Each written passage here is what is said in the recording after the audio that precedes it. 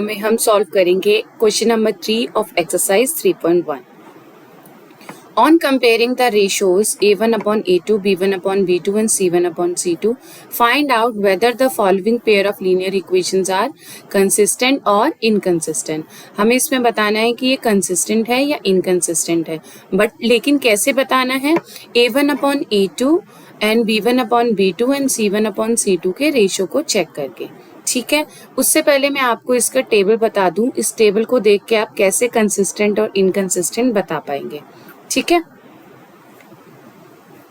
देख के हम कैसे किसी भी इक्वेशंस को कंसिस्टेंट, इनकंसिस्टेंट या पैरेलल इक्वेशंस हैं या नहीं है, इंटरसेक्टिंग है या नहीं है, कैसे बता सकते हैं, वो आप इस टेबल से कॉन्सेप्ट को देख सकते हैं. ठीक है, अगर A1 अपॉन A2 इक्वल नहीं है B1 अपॉन B2 के, तो हम कहेंगे कि ये इंटरसेक्टिंग लाइन है और ये एक यूनिक सॉल्यूशन है. ठीक है, अगर ये तीनों इक्वल हैं तो हम बोलेंगे कि ये कोइंसिडेंस लाइन है और इनफाइनाइट मैनी सॉल्यूशन है. ठीक है, ये सब मैंने आपको इसमें, आप अगर आपने वीडियो नहीं देखी है तो आप मेरी वन शॉट वीडियो देख सकते हैं इस चैप्टर की, उसमें आपको ये कॉन्सेप्ट अच्छे से समझ आ जाएगा. लेकिन इस क्वेश्चन में मैं इसलिए बता रही हूँ ताकि इस क्वेश्चन को सॉल्व करने से पहले आप ये कॉन्सेप्ट को पढ़ लें.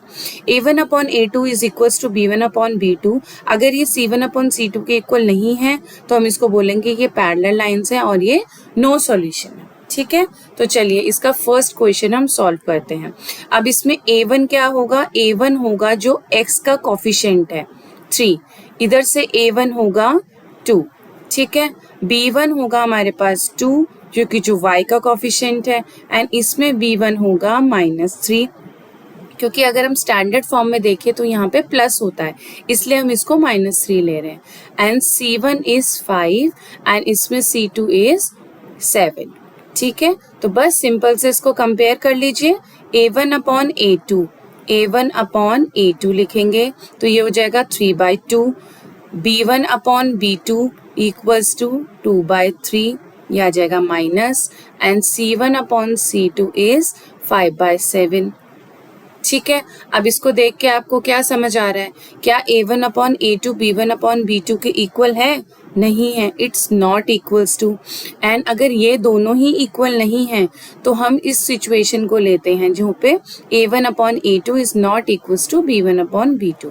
लेकिन हमें इसमें क्या बताना है? हमें तो कंसिस्टेंट और इनकंसिस्टेंट बताना है. अब कंसिस्टेंट और इनकंसिस्टेंट हम किसको बोलते हैं? अब अगर हम इस टेबल को देखें तो लाइंस क्या हो गई? लाइंस हो गई इंटरसेक्टिंग लाइंस, और इंटरसेक्टिंग लाइंस को हम बोलते हैं कंसिस्टेंट लाइंस. तो ये क्या हो गया? सॉल्यूशन हमारा कंसिस्टेंट हो गया. ठीक है, इंटरसेक्टिंग लाइन में क्या होता है? जब दो लाइंस इंटरसेक्टिंग करेंगी तो उसका क्या आएगा? ओनली वन सॉल्यूशन निकलेगा इसका. ठीक है, वन सॉल्यूशन निकलेगा इन इक्वेशंस का, और इंटरसेक्टिंग लाइंस को हम बोलते हैं कंसिस्टेंट.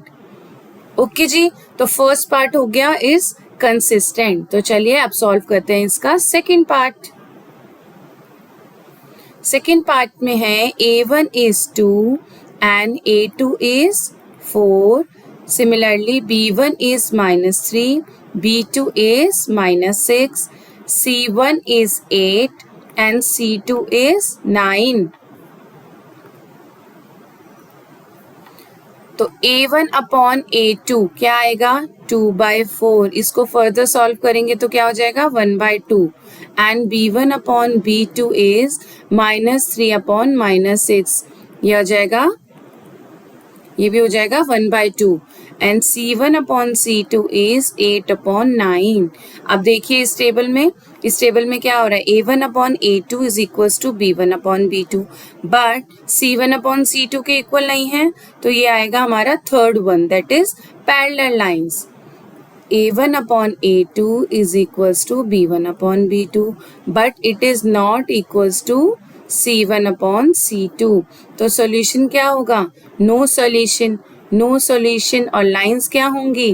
पैरेलल होंगी. पैरेलल में नो सॉल्यूशन क्यों आ रहा है? ये देखिए, जब लाइंस पैरेलल्स होती हैं, ये हमारी लाइंस पैरेलल्स हैं, तो क्या ये किसी पॉइंट पे मिल रही हैं? तो सॉल्यूशन कैसे निकलेगा? इसलिए इसको बोलते हैं नो सॉल्यूशन. ठीक है, पैरेलल लाइंस हैं तो सॉल्यूशन नहीं निकलेगा. तो इसमें क्या हो जाएगा? They are inconsistent. इनकंसिस्टेंट. ठीक है, कैसी पेयर ऑफ लीनियर इक्वेशंस हैं ये? इनकंसिस्टेंट इक्वेशंस हैं। ओके जी। A1 is 3/2 and A2 is 9. B1 is 5/3 and B2 is -10. C1 is 7 and C2 is 14.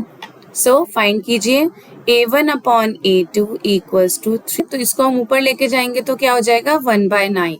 3 3s are 9, that is 1/6. Similarly B1 upon B2 क्या हो जाएगा? 5/3 इंटू -1/10. 5 2s are 10, तो ये हो जाएगा -1/6। ओके जी, ये हो गया -1/6। Similarly C1 upon C2 is, ये तो दिख ही रहा है, 7 upon 14 is 7 2s are 14 is 1/2। तो C1 upon C2, A1 upon A2 is not equals to B1 upon B2 is not equals to C1 upon C2। जब तीनों ही आपस में इक्वल नहीं है तो हम सिर्फ ये वाला पार्ट देखते हैं। A1 upon A2 is not equals to B1 upon B2, तो क्या हो जाएगा? Lines are intersecting. ठीक है, इंटरसेक्टिंग लाइंस होंगी, और जब इंटरसेक्टिंग लाइंस होती हैं तो क्या होता है? They are consistent. They are consistent pair of equation. ठीक है, चलिए थर्ड पार्ट हो गया। अब हम बात करते हैं फोर्थ पार्ट की। Fourth part is 5x minus 3y equals to 11 minus 10x plus 6y equals to -22. तो A1 is 5 and A2 is -10. B1 is -3. B2 is 6, C1 is 11 and C2 is -22. चलिए इसको फाइंड करिए। A1 upon A2 is 5/10 जो कि minus में है, तो हो गया -1/2। B1 अपॉन B2 is -3/6, ये भी क्या हो गया? -1/2। And C1 upon C2 is 11 upon 22. Same, this is also -1/2. So A1 upon A2 is equals to B1 upon B2 and C1 upon C2.